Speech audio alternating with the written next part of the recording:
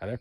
In this video, I'm going to be showing you guys using rustoleum barbecue paint brushed onto a frame because it makes a great frame coating, and I'll just show you that process. The benefit of the barbecue paint is that it's temperature resistant, it's pretty much everything resistant, and if it's tough enough to live on inside a barbecue and put up with those elements, it's tough enough to live on a frame. And it is UV resistant, and you don't need a primer because it is meant to go over bare metal, because then you would have to be in a barbecue, you're going to be putting over bare metal because your primer would have to be able to put up with the high temperatures. So it's direct to bare metal. We prepped it, as you will see in this video, as I would recommend you do, but you could probably get away without it. But for me, I wanted it done right. So here's the process of that. Also, this is the abbreviated version of this video. This is going to be a longer form video. It's probably going to be like 40 minutes long, going into more detail about this process and into me painting the engine and all the little stuff on that, which really is the real eye candy here. I really like that color there. Best 100 horsepower you will ever see. But if you've already watched that longer video and you're coming to this one, it's going to be the same stuff. And if you enjoy the shorter video and you want to see more in depth, there'll be that longer video coming soon to the Bachman's Garage channel, which will be in the playlist. That is the video of the build for this 65, 67, 70, whatever Ford truck. It's a Ford truck. Yeah, boom. So we started off here by pulling off the cab, and we shoved it off in the tree line where it belongs. The next thing I did, I sprayed the engine and the frame down with kind of a generic degreaser. You could probably use the foaming stuff in a can, but this was cheaper, and I'm all about that budget mindset when it's coming to this old truck. So I followed up the degreaser with a good round of pressure washing. If you're from Owensville, that's pressure washing, because you wash your clothes. And anyway, so I pressure washed the whole frame, the engine, everything, making sure to take my time, because this is the first step in making sure that this stuff sticks and stays on forever. That's really the difference. It doesn't matter what product you're using. If you don't prep properly, it's not going to stick. So I have to blow off all the loose rust, all the dirt, all the grease and stuff that hopefully the degreaser has kind of lifted off the surface. This is just saving me work in the long run and ensuring that whatever product you lay on is going to stick. You know, I know there's other products that say they go to loose metal, but just prep it. You know, even a wire wheel and some power washing, it's a little bit of work, but it makes sure that you don't have to do it again, which is really what matters. In this clip here, you can see what the frame looked like after the degreasing and the pressure washing. It actually looked pretty good for its age, and there was some black paint in areas, which I was really impressed. That had to have been there for a really long time. Here you can see us performing a rebuild on this engine. It's completely brand new. Don't have the receipts, but just believe me, it's all new. That's why it's painted nice. Here you can see Caleb and I broke out the grinders and the wire wheels and did probably the worst part of this job, which is stripping and prepping the frame. But it's completely necessary, and if you skip this step, you're just not going to have the results. It might look good for a while, but a couple years later, it's going to start flaking off. So while this might have sucked, it was totally worth it, and I'm glad that we went through all of this.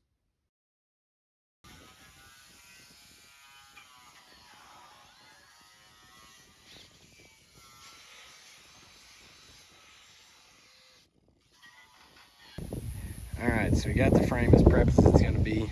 Is it perfect? No, and I ain't gonna lie to you and tell you that it is. But we've got 2 days to get this done, and the weather's rolling in. Of course, it looks perfect outside.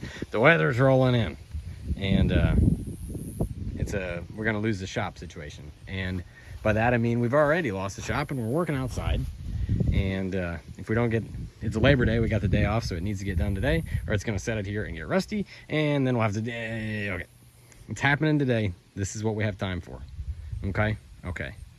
And you can get all upset about a little bit of rust showing through. And remember, the cab looks like that. And the vehicle I drive every day looks like that. So, you know, away she goes. So we're gonna continue to wipe this down and then give her a little and ow! Hit me with a dang paper towel. Mine? All right, but yeah, so we're gonna get her wiped down and start slacking her down. We're gonna get creative with our mixing solution here. This could go real bad, real fast.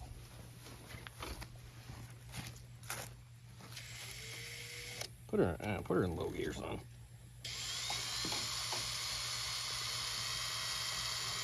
Reverse.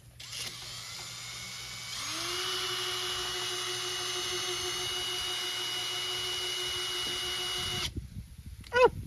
Oh my dang. Ew. I'm gonna keep going.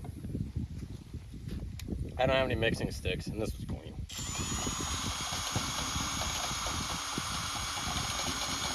Alright, got her all mixed up here. I've never really painted anything well with a brush. Also never used these foam johns. And this pan was 99 cents. So we're gonna see how this goes. I've always been a big fan of relying on the product to make up for my lack of skill. Caleb, look. It's black now. Yes. All right. Let's get another pan going. Lock in. So I don't have a whole lot of experience brushing paint on. I've done a little Van Sickle and a little Magic, the brand from Tractor Supply, but I actually found this product to be really forgiving, and it worked pretty well. It's thick enough and it's heavy bodied enough that it doesn't run super bad or sag super bad, and it also dries fairly quickly. And we kind of slapped 2 coats on really quickly, and it didn't seem to mind. It didn't wrinkle. It didn't sag too bad. Like, if you were paying attention, you could do a pretty good job, and the product didn't seem to mind, which is like really great. It's not like some of that implement paint that's way thinner and would have probably ran really bad and wrinkled on a job like this. Our first casualty, 99-cent brush is down.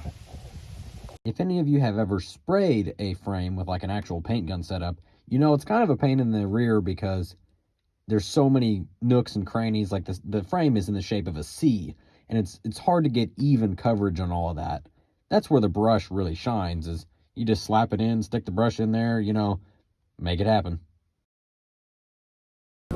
Yeah, so homeboy's right. We definitely should do the inside first. Well, hey, the motor's inside, and we painted that first, so bam, genius. Okay, right on. Also wearing a shirt I got at a job fair because I didn't want to get my Hooters shirt all dirty. Come holla. If you have an IQ above that of a pet rock, paint the inside of the frame first. Paint the rear end and the stuff underneath and the stuff in the middle first, so you're working out and not in.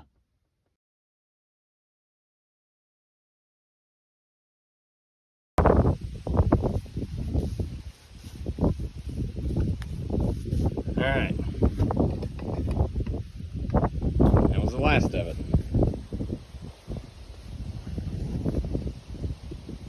It's black now. I'm sure it looks way better on video than it does in person. I mean, you can tell it's brushed on, but honestly, it looks really good. And it's all black now. And that's what matters, you know. I wanted to take a little bit of time before I conclude this video and talk about this product versus POR-15. POR-15 is very popular. It's been around for a long time, and a lot of you guys have probably used it or are considering it for a project like this. What's great about POR-15, it sticks to pretty much anything, and, you know, POR, pour over rust. But the trouble with it is it doesn't have any UV resistance, and if you leave it out in direct sunlight, it will chalk and kind of flake off, and if you want it to be UV resistant, you have to top coat it, which is another step and another product that you have to buy. With this barbecue paint, you buy it, you slap it on, bingo, you're good. And from what I've seen with this stuff, it holds up to the sunlight pretty good. And it's just one product. And POR-15, you're most likely going to have to order it over the internet and then wait for it to show up, and then hopefully the mail guy doesn't drop it and the can bursts in your driveway. Whereas this stuff, I picked up 2 quarts of it from my local hardware store. They had it on the shelf, and once I bought that, they restocked it the next day. No delivery fee, no risk. I bought it. And 2 quarts was just enough to do this frame. You probably could have bought a third coat or a third quart and then use that for touch-up stuff, but 2 quarts stretching it, we made it work, and we were pretty generous with it. So I'm not bashing POR-15. I've seen guys use it, and it looks really good, and it'll stick to pretty much anything. It's pretty mean about that. But I really wanted to try this barbecue stuff, and it was local, it was available, it was cheap, and so far, I've been really impressed with it. Something else of note is that this rustoleum product is available in an aerosol, and it's pretty easy to find, and it's not very expensive. This is really good for little touch-ups or harder to reach areas that you don't want to get with the brush. I used this when I painted my drums and my hubs, and it worked really well. So here's the finished result. This has been sitting here for about 2 months. I cleaned a spot off. It's just dusty, you can see. But it's still holding up just fine after sitting in direct sunlight, getting rained on. We probably had a foot of rain since then. So sitting in sunlight, it's holding up pretty good. So I recommend this stuff. I spent $50 in the paint material. So compared to, it's like $25 a quart. So that is way more economical than some of the other options. And I brushed it on. It didn't have to have a paint, didn't have to have a paint gun, didn't have to have a compressor, didn't have to have a filter. I just, paintbrushes are a couple dollars. I bought the cheap ones and it worked. So the labor is the biggest part of just taking a day to clean it off, or a couple days to prep the frame, and then a couple hours to brush it on. But I think it looks great. And even though the cab over there is really rough, I know the inside is nice. So thank you all for watching.